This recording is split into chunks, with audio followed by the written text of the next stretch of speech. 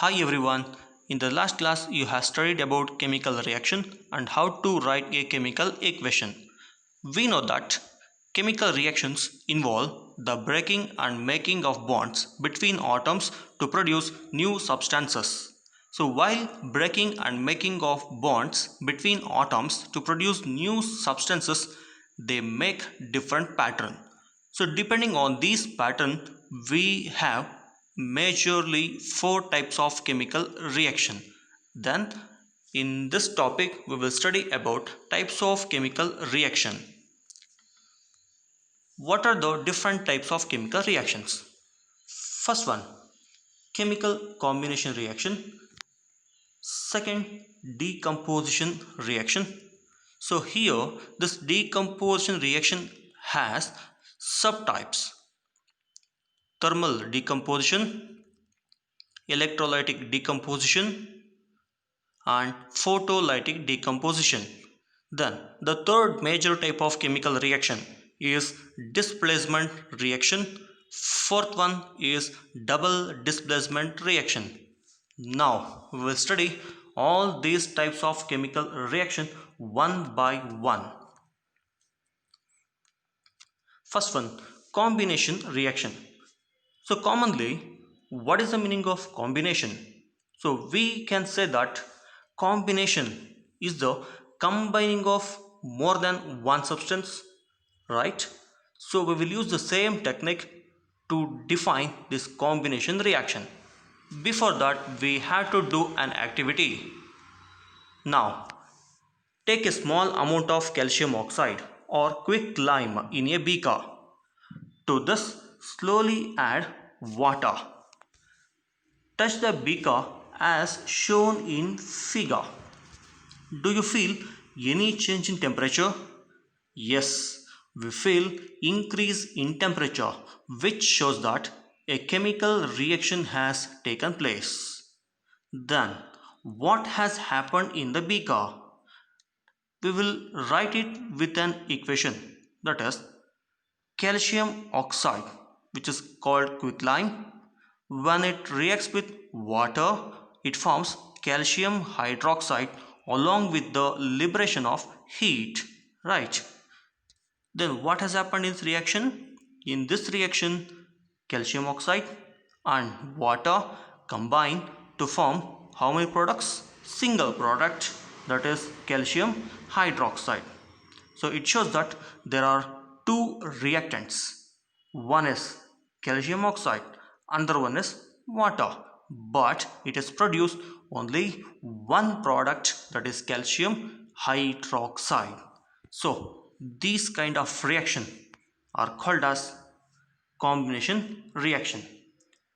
A reaction in which a single product is formed from two or more reactant is known as a combination reaction.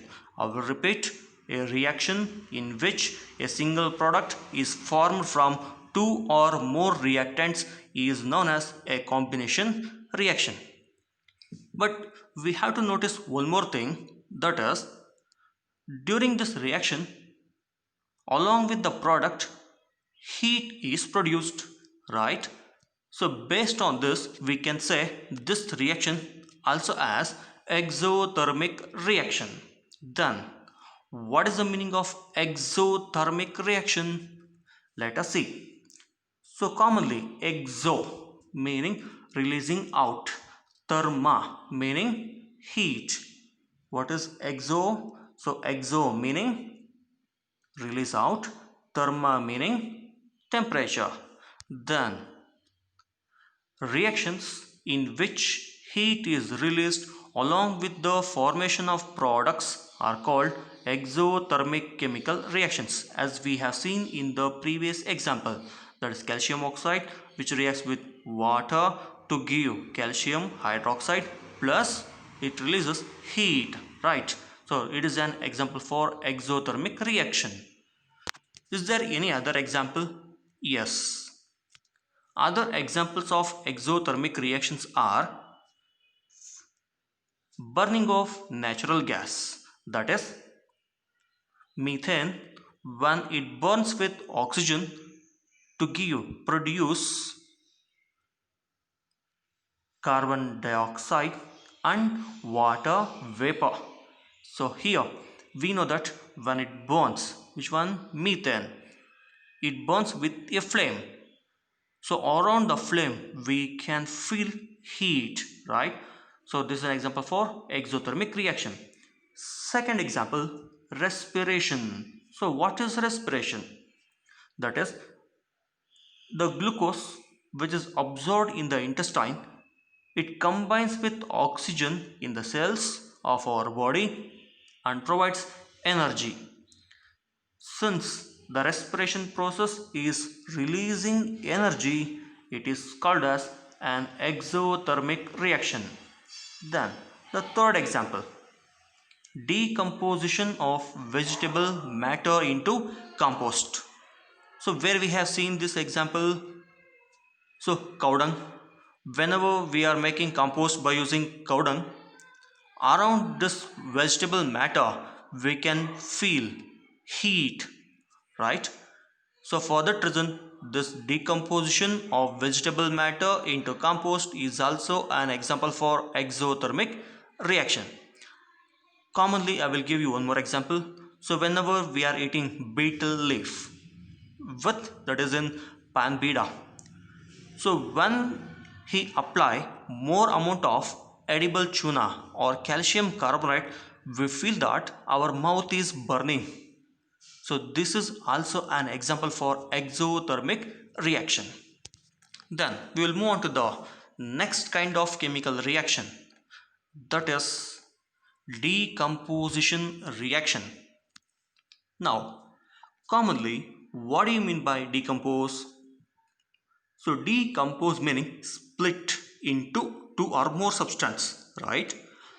So then to learn this decomposition reaction, we have to do an activity. So take about 2 gram of ferrous sulfate crystals in a dry boiling tube. Note the color of the ferrous sulfate crystal, that is green.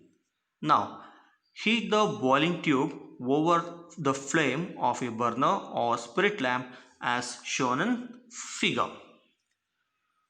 So while burning, observe the color of the crystals after heating. What have you noticed? So we can notice that green color of the ferrous sulfate crystals has changed into white color, and along with that we can also smell the characteristic odor of burning sulfur, which you can see in the picture as vapors. So these vapors indicate that odor of burning sulfur. Then how we can represent this reaction? See, ferrous sulfate is a reactant which we have taken in the boiling tube. How many reactants are here? Only one reactant. When this reactant is heated in boiling tube, it forms how many products? Ferric oxide, sulfur dioxide, sulfur trioxide. That means 1, 2, 3. So there are 3 products.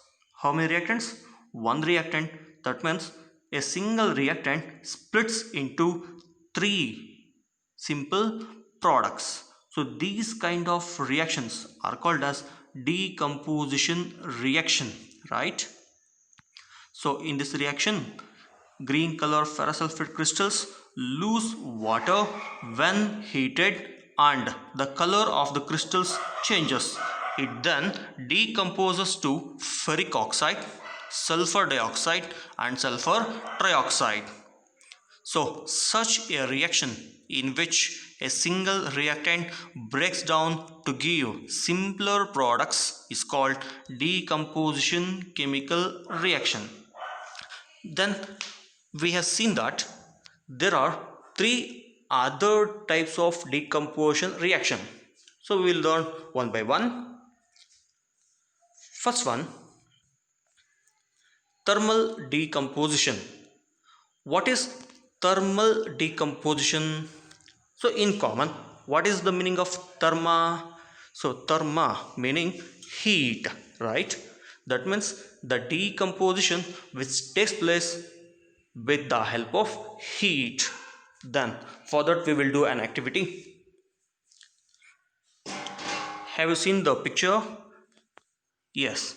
So take about 2 gram lead nitrate powder in a boiling tube.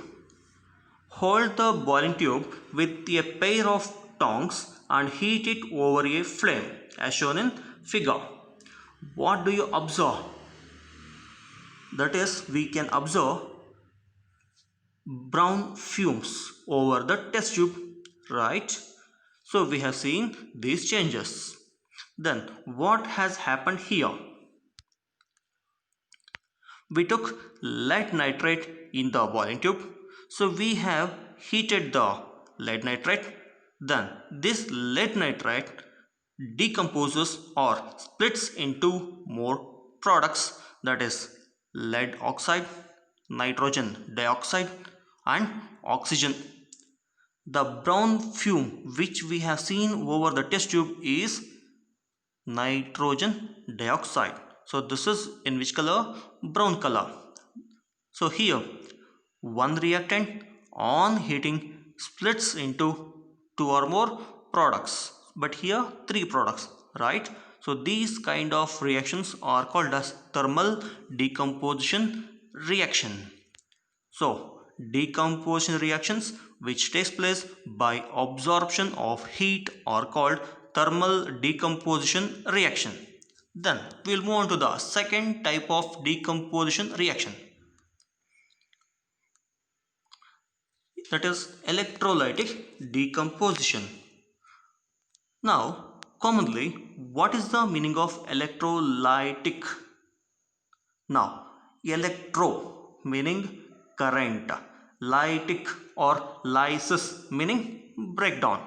That means breakdown of any substance by passing electric current, right? Now for that we will do an activity.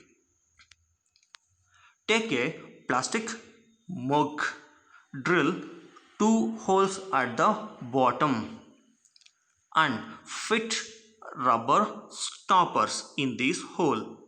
Insert graphite rod. Connect these rods to the battery which is of 6 volt. Then fill the mug with water such that the electrodes are immersed. Add a few drops of dilute sulfuric acid to the water to make it ionic. Now take 2 test tubes which is filled with water and invert them over the 2 carbon electrodes. Switch on the current and leave the apparatus undisturbed for some time. Then what you will observe? That is, we will observe the formation of bubbles at both the electrodes. So you can see that in the picture. In the test tubes we can see bubbles. Then what does the bubble indicate? The bubble indicate a gas is produced, right? Then look at the 2 test tubes. Is the volume of the gas collected the same in both the test tubes? No. The test tube which is the anode, it has less amount of gas compared to the test tube which is at the cathode. So in the picture it clearly indicates that hydrogen is in more amount compared to that of oxygen. Then what is the reason behind this? That is, we know that a molecule of water formula is H2O. That means a molecule of water contains 2 atoms of hydrogen for 1 atom of oxygen. For that reason, always whenever a water molecule breaks, hydrogen is in more amount compared to that of oxygen. Then what happened in the beaker when we pass electric current? So you can see that in the reaction, water on passing electric current, it decomposes to form hydrogen and oxygen, which is collected in the test tube by the downward displacement of water. So these kind of decomposition reaction are called as electrolytic decomposition. So a decomposition reactions which takes place when electric current is passed through the compound in the molten state or in aqueous solution are called electrolytic decomposition reaction. Then, which is the third type of decomposition reaction? That is photolytic decomposition. Now, commonly photo meaning light and lytic or lysis meaning breakdown.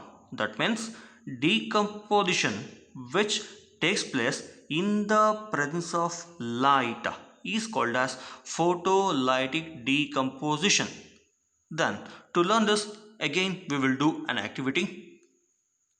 Now take silver chloride in a china dish as shown in figure. We know that silver chloride color is white. Then keep the setup in the sunlight. So when the sunlight falls on the silver chloride, the white color silver chloride turns into gray color because the silver chloride which is present in the china dish, it splits or breaks down to give silver and chlorine. So we can show that in this reaction as 2AgCl, that is silver chloride, when it breaks into silver and chlorine, it forms gray color silver. So these kind of reactions are called as photolytic decomposition. That is the decomposition reaction which takes place in the presence of sunlight is called as photolytic decomposition. So a decomposition reaction which takes place on absorption of light are called photolytic decomposition reactions. So these are the three different types of decomposition reaction. Now we will move on to the next topic, that is endothermic reaction. Then what do you mean by endo? Endo meaning within or take in what? Heat. So endo meaning take into, thermo meaning heat. So we have seen that the decomposition reactions require energy either in the form of heat, light or electricity for breaking down the reactants as we have seen in the previous activity. So here these reactions in which energy is absorbed are known as endothermic reactions. Note that is, you have to learn this relative reactivities of metals to learn next topic. Now for our next topic activity, I will select iron and copper. If you look at this table from top to bottom, you can see at the top it has most reactive metal and at the bottom it has least reactive metal. So I took two examples, that is iron and copper. It shows that iron is most reactive than copper, right? So for the next activity you have to recall this table, so keep it in mind. We will move on to the next topic, that is displacement reaction. Commonly, what do you mean by displacement? So that is change in position. Then for that example, so take test tubes which is marked as A, B and take 3 iron nails and clean them by rubbing with sandpaper. In each test tube take about 10 ml copper sulfate solution. we know that copper sulfate solution color is blue. Now tie two iron nails with a thread and immerse them carefully in test tube B for 20 minutes. Keep one iron nail aside for comparison. So after 20 minutes, take out the iron nails from the copper sulfate solution. Compare the intensity of the blue color of copper sulfate solution in test tube. So as you can see in the picture, in the first picture we have placed two iron nails in which one? Copper sulfate solution. What is the color of copper sulfate solution? That is blue color.